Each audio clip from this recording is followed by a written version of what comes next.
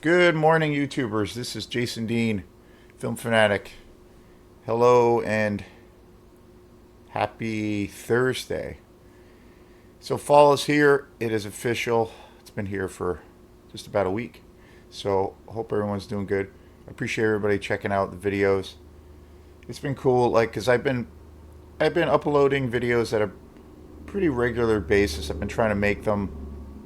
Been mostly doing them in the mornings or early afternoons, and it's been a lot of fun.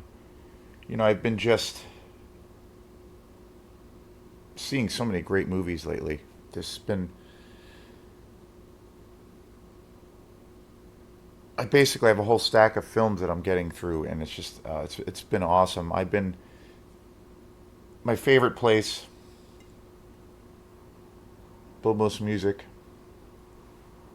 I've been going there. I went there about 3 times last month, and or actually this month, and just uh, just really made out like a bandit. I've been doing I've been doing more videos too around my schedule. Things are a lot easier now as far as doing these videos now, and the timing, and the and then also with the amount of new things I've been seeing, it's just been tremendous, and it's been super fun. And I've been seeing a lot of films I haven't ever seen before, so it's been a lot of cool discoveries.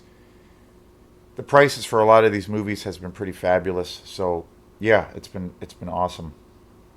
So yeah, before I get into the movie today, I'll talk about the next Quantum show, the last show we have on the books for the band for this year. It's still gonna be working on keeping keeping some things going as far as activity for the band and whatnot. It's always a thing where we live in a seasonal place, so like it tends to be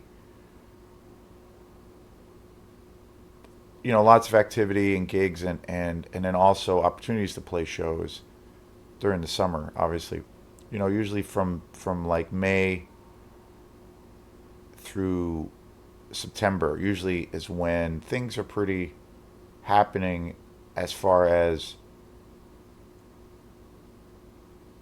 activity for venues that are having bands, and usually bands tend to be and musicians tend to be pretty busy around that time of the year. And also the other factor too that's always strange is how seasonal it is, and there's like been a few places that are kind of winding down for the summer, or pretty much like two venues I can think of off the top of my head that are done now for the season. That usually during the summer crank out live music left and right, and it's pretty fabulous. But and it's a case of where sometimes it's like feast or famine because of that seasonal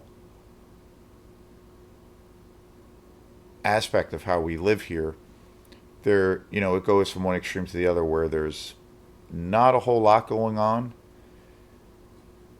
to where we'll go to the other extreme of where there's so much stuff going on in a concentrated time period that it's hard to keep up with the amount of options as far as going to see live music.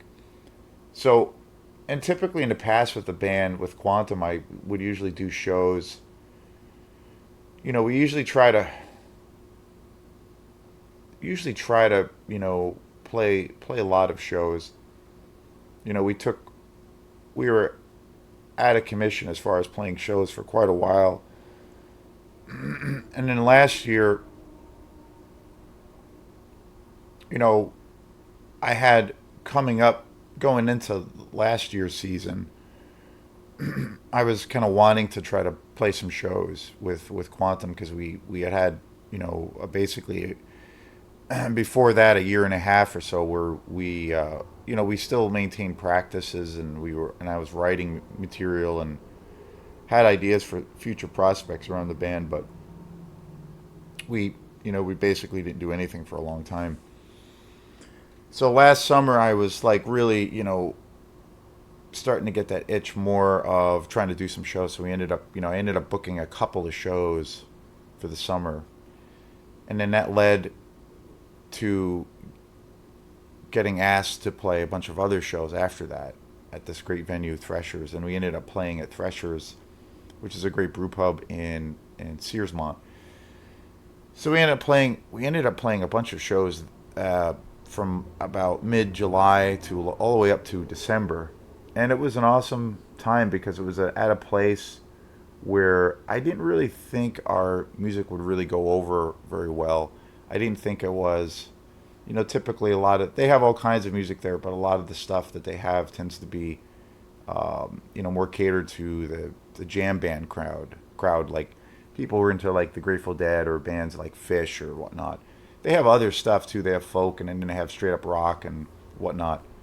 But typically, it's in that kind of vicinity or in that area. So I was always like, I don't know. Like I used to always go there and play. I still go there, but I would go there a lot to see music.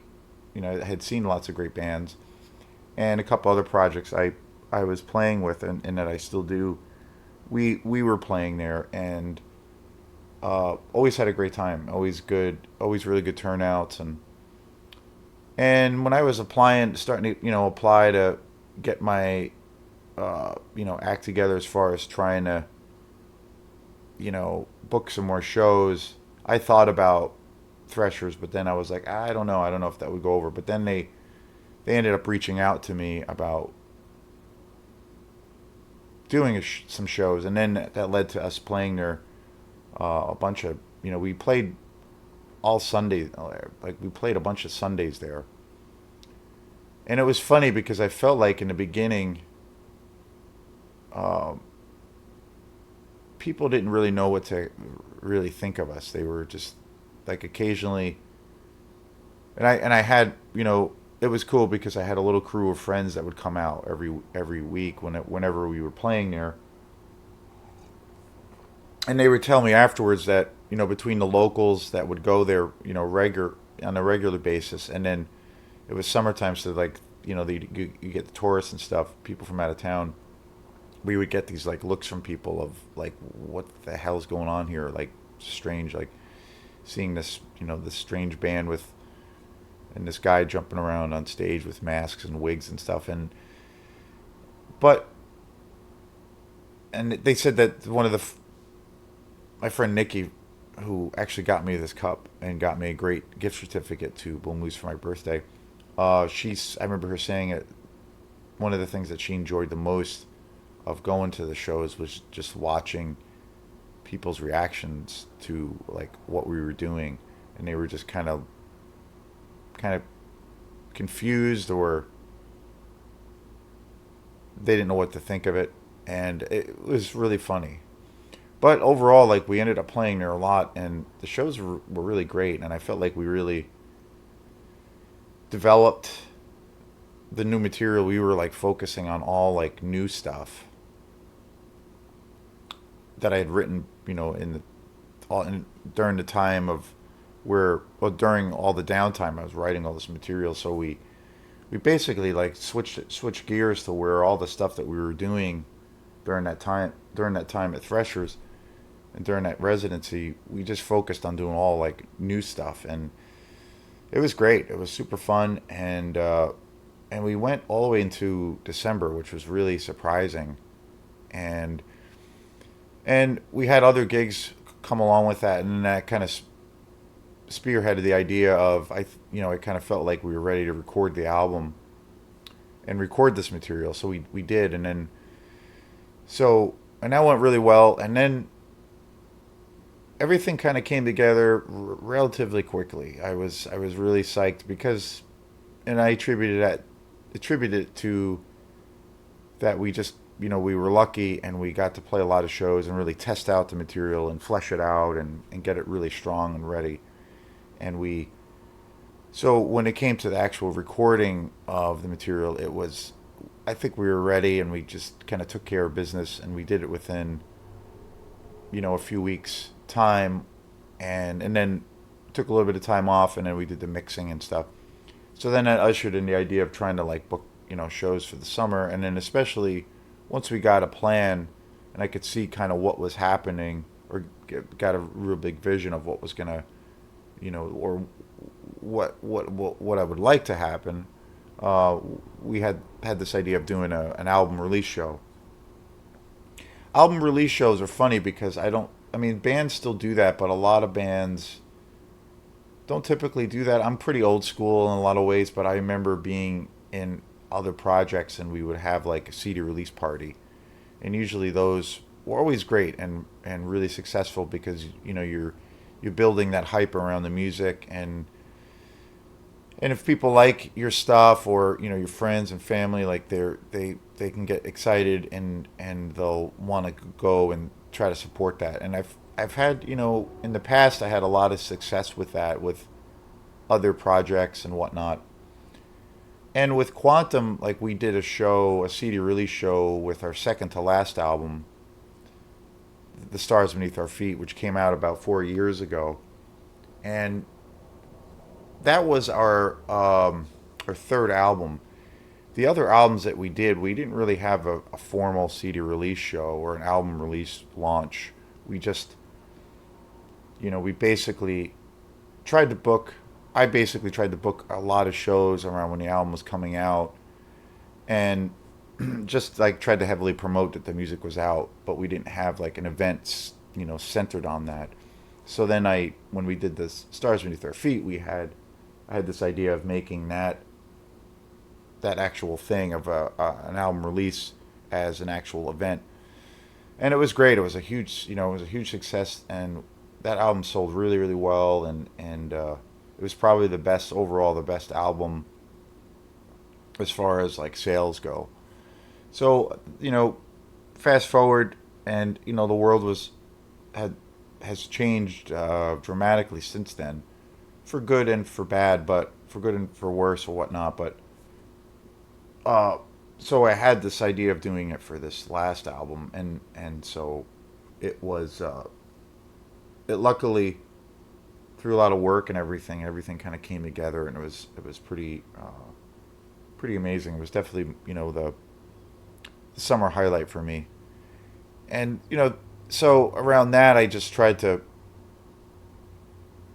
book as many shows as we could around the album to try to promote the album and try to beef up sales and then also online sales. So it's been a great year, and in the past we used to play, just during the summer, and take the winters off, and take the fall off to a degree, but usually during the winters. Way back when, we would try to back when we were kind of going out of state and doing these little mini tours. We were starting to play in New York a lot, and a lot of the times we would be down in New York in the winter time, and we'd go to Montreal and Vermont, and a lot of places where there's activity all around, or all year round. We kind of focus that kind of thing. So we were like going on the road during that time, which was great. But I don't know, it's a funny thing. It's like I like the winters and then I don't, but I like the idea of trying to keep things, active to a degree. So I'm going to try to, like, instead of having a thing of where there's like total downtime. I mean, a lot of things are out of your control as far as being a musician in this area because it's so seasonal. But what I'm going to try to do moving forward is try to keep the band a little bit more active throughout the year to some capacity, because I just feel like the live show format is, where this band really develops, and any success or anything that we've gotten, I feel like has all come from that and through that. And then also, as being a writer, for me it's the best situation to build material and to get it, strong and presentable. So I'd like to, try to keep things going to some capacity as far as the live performance goes. So stay tuned for, there's some possible things coming up that I'm gonna keep going. Possible future gigs after, going into the fall and winter that I'm gonna, try to pursue and see where they can go to keep things active. But the next show that we have is this Saturday. Playing at my friend's, Quantum's playing at my friend Jillian Reed and Daniel Richmond's house. They're great friends. They've always been super supportive of the music, and then also of this film stuff I do, all the film Fanatic stuff. So they live right in Camden, so we're going to be doing a show this Saturday. And they live right across the street from River Ducks, which is in Camden. It's going to be 2 o'clock. It's going to be an outdoor show. Unfortunately, we had one person, my friend Halsey. He will not be able to do the show, but it will be me and Spencer Roulard, Method from Madness, who's a really amazing electronic artist. We did the show at Ada's with him, and it was great. So he's going to be playing, and then also Quantum. So there'll be plenty of music, and he's going to do some very different stuff, I think, and it's going to be really cool because he started off the show at Ada's, and he kind of did more of an ambient thing, but it was fantastic, and he's a super cool guy. I just kind of met him recently, and he's got a lot of flexibility, and he's really fired up and very enthusiastic about playing. So that should be a lot of fun. So that's coming up in a couple of days. So if you're around, and it's a free show, we'll probably ask a little bit of a thing for donations, but it's a free show and it's like an outdoor party. So hopefully the weather's not too bad or too cold. So looking forward to it. And yeah, so this movie that I'm going to be covering today, this movie is a movie I've never seen before. It's from 1989. It's called Sukkubus. It's a German exploitation movie. And the only way I could really describe this movie is that it's totally bananas. Totally, again, I've been taking chances. And it's on this label, Mondo Macabro, which is this kind of grindhouse movie label. They release all of these old movies from like the 60s, 70s, and 80s. All these weird grindhouse exploitation horror movies. And they just have an amazing catalog. I got turned on to, and I also have a few of his movies now, and it's all through Mondo Macabro, the same label as Succubus. Paul Naschy. And Paul Naschy was a Spanish actor who also produced some movies and directed a few movies, but he was mostly known as an actor, and he did a ton of exploitation movies in the 60s and 70s and 80s. And I have a little collection of his films right now that I bought, and they're just amazing. I've covered most of them on this channel. I'll be doing probably some more updates because they're mostly just on Facebook. But Paul Naschy was probably most well known. He did a whole huge series of these werewolf movies, and just fantastic actor, and so many great films that he was associated with. One of the kings, I think, of the exploitation world, kind of a legend in that genre. So this movie Succubus is just totally bananas. This was a movie I never saw before. It was directed by George Tesler. It came out in 1989, and it's a German movie with English subtitles. And it's the basic premise of this movie is basically it takes place in the Swiss Alps, and it's centered on this like real ancient mythological tale of this like demon, succubus, this female demon who like seduces men in these mountains, and it's all centered on all of this, this very like extreme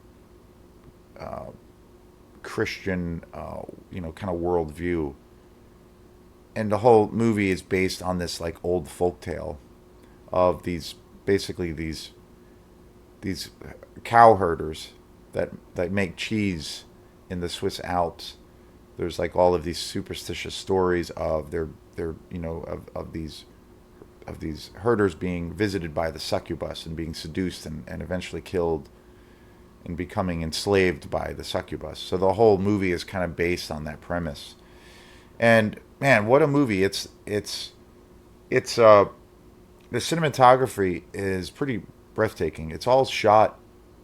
I believe the film was all shot in Germany, and the cinematography is amazing. I mean, it's all of these incredible panoramic views of the mountains, and you really get a sense. Basically it's a cast of three people, and the locations are amazing, and it's beautifully shot, and it's super wacky because it plays. There's a lot of crazy religious symbolism, particularly with the Christian mythology, and it deals a lot with sexual repression. There's lots of boobs, um, some great kills there, and it deals a lot with violence and sexuality, all mixed together in this strange cacophony that is the grindhouse world. Super bizarre, super bizarre, and so it has all these themes and all of the this symbolism, and it just really deals. That's one thing I've come across a lot with certain films that I've been buying that are kind of in this style. They deal with lots of sexual repression that's caused by a lot of religious repression, and the aspect of,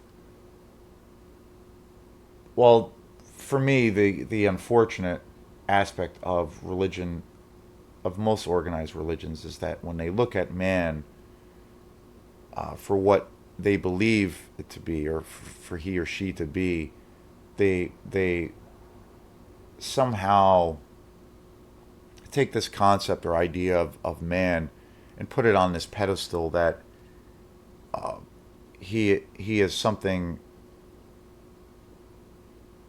special, and that he is above the rest of,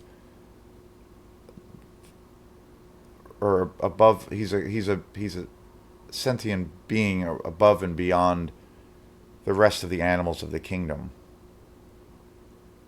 And therefore there's this idea or notion of where those basic primal desires are of the devil's work, or when these are natural inclinations that people have as a species. And I've always felt, well, at the end of the day, the man is no different than any other animal. And I feel like in a lot of ways man is often worse than any other animal in the kingdom because of the heinous, acts that have been committed in the name of religion or politics. And you have this complicated spectrum of where, on one hand, man can, create these amazing works of art, or have, create these beautiful paintings, or have, can become a scientist and have, miraculous discoveries in science, or they can also be someone who is committing genocide and loading, millions of people into gas chambers. And there's this full spectrum. And I feel like no other species has really done that to each other to the capacity that the human race has done. So it has this unbelievable spectrum of where our behavior and our conditioning can take us. I remember reading a thing about one of my favorite writers is Noam Chomsky. He's a linguistics writer and scholar, and mostly steeped in politics. But I remember him talking about like the idea of like the spectrum of what man is capable of, and he was saying he was using an example of like Mother Teresa, for example, and he basically said if you change the variables of like how her her upbringing was or her social climate when she was in her development stage when she was younger, she could have easily have been a serial killer or a mass murderer because there's that full spectrum, and then there's that gray zone in the middle where that person could go either way. And I always thought that was really interesting. And I feel like man is the only species that's capable of works of beauty and then works of horror all at the same time. And one of the things that I've always had a problem with as far as organized religion is that it doesn't address that. It never really addresses that at the end of the day. Man, and again, this is my own opinion for whatever it is, but man is just is an animal like anything else. He's motivated by what he can get for himself, and his basic instincts to survive, and that's really about it. And and I also have this notion too, this idea, the other concept of religion, although I think it's really important, the framework of it, and it's something that's part of our, it's in our DNA. I mean, since the dawn of man. But I feel like religion also takes on this notion that there's this external force, or that there's this external force in the universe that is this higher power, and gives us this meaning as to why we get up in the morning, or it gives us this meaning of why we exist, or what we should do for our lives, or what we should dedicate our lives to. And I've always felt the world and the universe itself is completely indifferent to who we are and what we are. And for me, at face value, there is no meaning at all to life at all. There is none. There is none at all. There's no riddles to be solved or questions to be answered. As human beings, because we have a capacity to a degree, for knowledge or questioning things, hopefully we ask these things. But at the end of the day, it feels that in face of that concept, or that idea that religion imposes on people, I think it's actually the other way. Like, man has to create that meaning, and create that capacity for wanting to exist. And I think man creates those meanings and can only do that upon his or herself. And there isn't a external force that is guiding anything or anyone at any possible time. It's up to man to create those meanings and to create those hierarchy or values, and the notion of good and evil. What for some cultures is considered evil could be considered good, for some cultures. I always think too of the 9/11 situation, where on one hand people were rejoicing in the act of 9/11, and that this was a glorious act by God. And on one hand, people felt it was, a crime against humanity. So I feel like and that's a cultural thing too, but I feel like it's subjective, the notion of what good and evil itself doesn't actually exist. It's a construct. So, but this, I feel like this film really deals with that whole topic. You know, the struggle between sexuality, religious dogma, and also superstition. It's an amazing movie. The transfer of this on Blu-ray is just incredible. There's a really cool interview with one of the lead actors in this film, um, Peter Simonchik. It's like a half-hour interview with him, and it's pretty recent. This just recently came out on Blu-ray, and it's super interesting. He has a real interesting background, and he was talking about where when he was hired, he had done a lot of theater, and this was one of his first like feature films. He had gotten the basic, he had gotten the script, and he thought the concept was really cool. He was familiar with this basic mythology and this old folk tale, and he thought this would be kind of a high, like a high art film. And when he got to the set and he saw how things were actually going to be put together, he kind of was like, this is not what I expected, and it was going to be much more of a lowbrow kind of grindhouse film. And his whole view of how he felt this film was going to be, and with the budget and whatnot, totally changed. But the thing is, it's amazing. It's a super low budget film, but the way this film was shot was just incredible. Like, they really utilized having such a tiny budget. The work that they were able to do, and what they were able to get for their final product was pretty amazing. Amazing movie. Succubus. Definitely check this out. This is Jason Dean. So thanks, everyone, and we will see you next time. If you get a chance, like and subscribe to my YouTube channel. Peace.